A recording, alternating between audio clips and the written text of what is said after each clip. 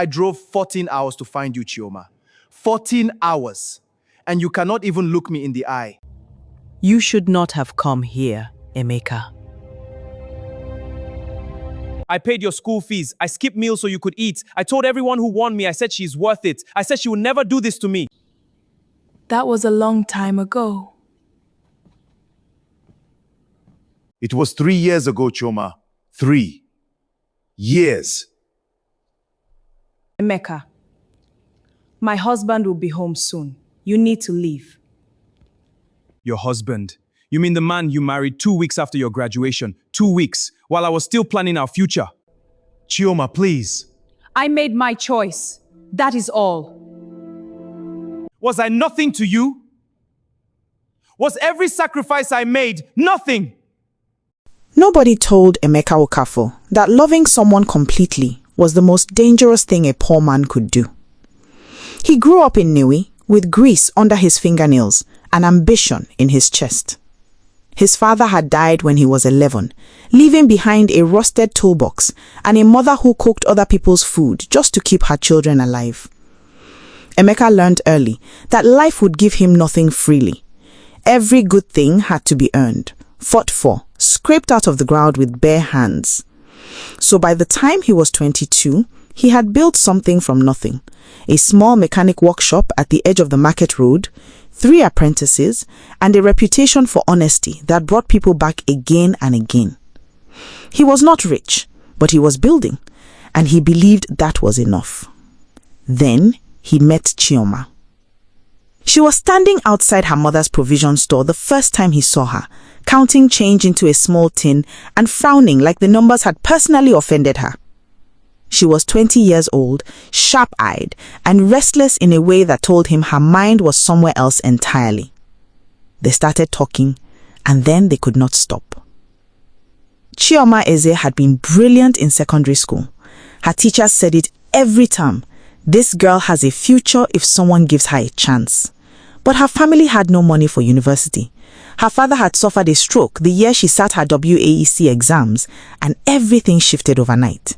Her mother, a woman with more courage than resources, had packed up and moved to Accra to sell fabric and send back whatever she could. Chioma stayed behind with her younger siblings, carrying a life that was too heavy for her age. When her boyfriend at the time, a man from her church, heard that university was no longer possible, he did not offer comfort. He offered a suggestion. He told her to join her mother in Accra or marry someone who could take care of her. He said it gently, as though it was wisdom. Chioma said nothing, but that night she cried until her chest ached because she had believed he saw something in her worth fighting for. Emeka saw it. He never announced it loudly. He never made speeches. He simply started paying attention to how she talked about books, how she described ideas, how her whole face changed when she imagined a different kind of life for herself. One evening, sitting behind his workshop as the sun went down over the Niue road, he told her quietly that she was going to university. She laughed. She said he was joking. He was not joking. What Emeka did next was not dramatic in the way that stories are sometimes told. There was no single heroic moment. It was quieter than that, and harder. He reorganized his entire life around one goal. He reduced his own feeding. He stopped buying the new work boots he needed. He renegotiated with his parts supplier to free up cash at the end of every month. He told his mother he was helping a friend. His mother, who had spent her whole life helping people with nothing to spare, simply nodded and said nothing. He enrolled Chioma in a private university in Ogun State. He paid her accommodation. He sent her monthly allowance every single month without fail, even in the month when business was slow and he was eating garri twice a day to make the numbers work. When she called to say her laptop was damaged, he sold a motorcycle he had saved and sent her the money within a week. When she was ill in her second year and needed hospital treatment, he drove 6 hours to be there before she even finished the call. He did all of this because he loved her and because he believed with everything in him that she was the kind of woman worth believing in. His friends warned him, Not once, many times. His oldest friend, a man called Desmond, sat across from him in a bar in their third year of this arrangement and looked him dead in the eye. Emeka, Desmond said, women change when they leave. Not all of them, but some of them do. And the ones who change, they don't always remember where they came from.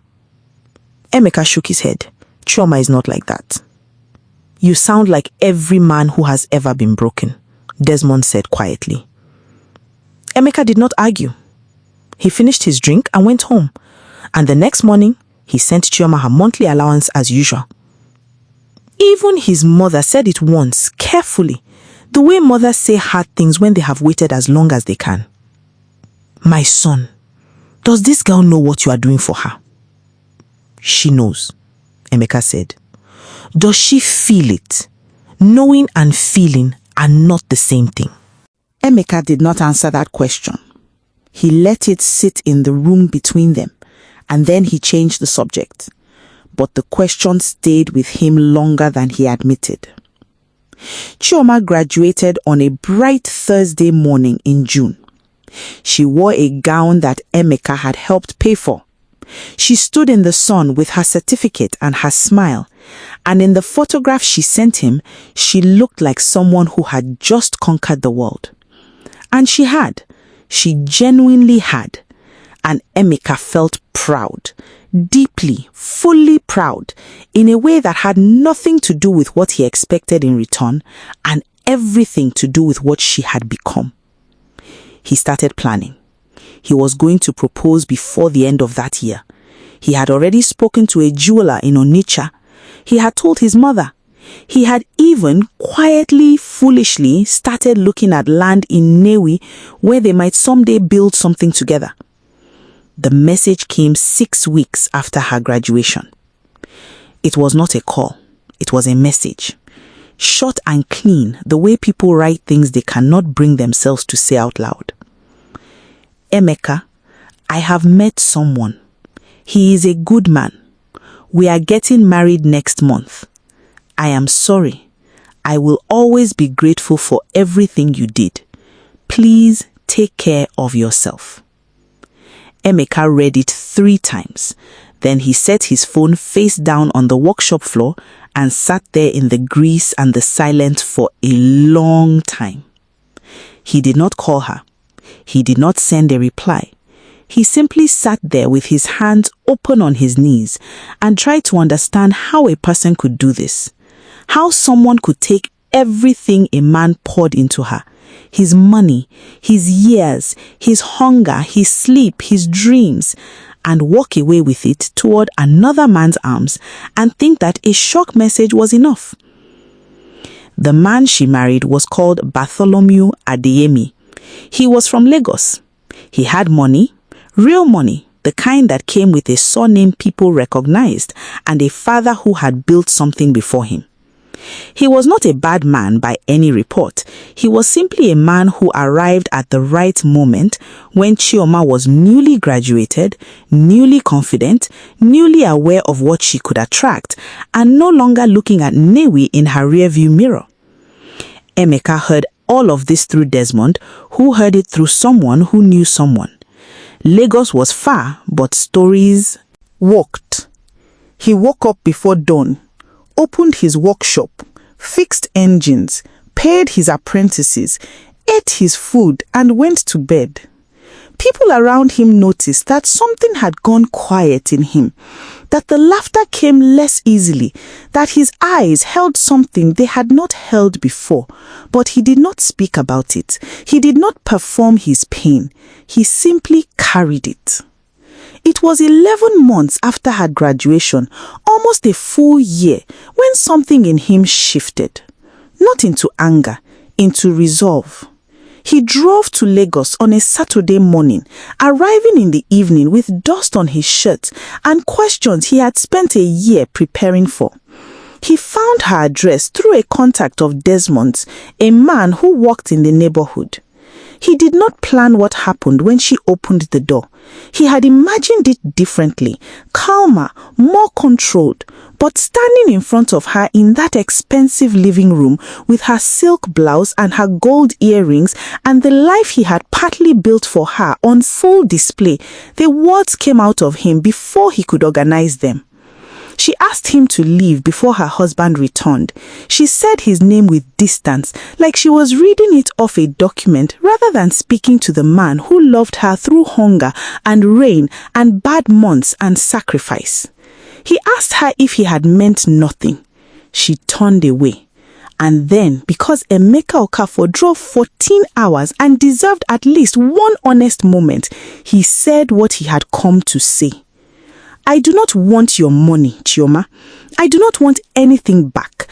I want you to look at me and tell me you remember. Tell me you remember the night I sold my motorcycle so you could pay your hospital bill. Tell me you remember calling me at 2 in the morning because you were scared and alone, and I stayed on that phone with you until sunrise. Tell me you remember. That is all I came for. Chioma was quiet for a long time. Then she said, Emeka, calculate everything you spent. Every single thing. Write the number down. My husband will refund you. Every dime. Just tell me what it was. The room went cold. Emeka looked at her, really looked at her, and in that moment he understood something that no amount of warning had been able to teach him. That she had not changed into someone unrecognizable. She had simply revealed at last who she had always been beneath the surface. And all the people who had warned him, Desmond, his mother, every quiet voice he had dismissed, had simply seen it before he was ready to. He did not shout. He did not cry. He breathed once, slowly. Keep the money, he said, and keep the life. I hope it gives you everything you think it will. He walked out. He drove back to Newi through the night. And somewhere along the Ore road, with the darkness pressing in on both sides and the engine steady beneath him, he cried. Not loudly, not dramatically. The way men cry when they are finally alone and no one can see, quietly, with both hands on the wheel and the road going on and on ahead. He cried for the years. He cried for the hunger. He cried for every morning he had woken up with purpose because he believed he was building something real with someone real. He cried for the version of himself that had trusted completely. And when the tears stopped, somewhere past Sagamo, he made a decision. He was done mourning. He was done looking back. He had built her once, he would now build himself. What followed was 3 years of focused, silent, extraordinary work. Emeka expanded his workshop. He took on a contract with a transport company that needed regular fleet maintenance. He trained his apprentices properly, promoted 2 of them, hired 2 more. He saved, invested, and reinvested. He took a short business course in Port Harcourt. He moved into a cleaner space, then a larger one. By the time he was 28, Emeka Okafor Autos was the most trusted mechanic operation in Newi, with a second branch opening in Onitsha. He did not do it for revenge. He did it because pain, when there is nothing left to do with it, can become the cleanest kind of fuel. Desmond came to the opening of the Onitsha branch and stood beside Emeka in the evening sun, looking at what had been built, and said nothing for a long time. Then he said, "Your mother was right. She always is." Emeka smiled, a real smile, the kind that had slowed to return but had come back stronger than before. "She was," he said. Back in Lagos, Chioma's life moved on the surface the way it was supposed to. She had the house, the husband, the status. She attended events and posted photographs and wore her degrees like accessories. But there was something that nagged at her in the quieter moments. Not guilt exactly, but an awareness, a small, persistent awareness that she had taken something she could not return and replaced it with something that did not warm her the same way. Her husband was not cruel. But he was not Emeka. He had never looked at her the way Emeka looked at her, like she was something genuinely worth believing in before she had done anything to prove it. Bartholomew had married her resume, her beauty, her potential.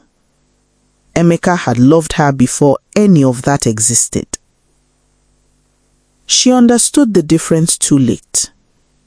The day she saw a post shared by someone in Niue, a photograph of a new building with Emeka Okafor Autos across the front in bold lettering, the man himself standing outside in a clean shirt, looking steady and settled and completely unbothered. She sat with her phone in her hand for a long time. She did not reach out. She was not that bold. Or perhaps she was not that foolish. She simply put the phone down and went back to her life, carrying the quiet knowledge of what she had done and what it had cost her. Not him in the end, but herself. Because Emeka Okafor had given her his best years and his last money and his deepest love, and she had walked away from all of it. And he had survived her. That, more than anything, was the thing she could not quite put down. Now tell us, did Chioma make the right choice for herself, or did she throw away the most valuable thing she would ever have? Drop your answer in the comments. We want to know what you think. If this story touched you, please like and subscribe. Share it with someone who needs it today, and drop a comment. We want to hear from you. God bless you.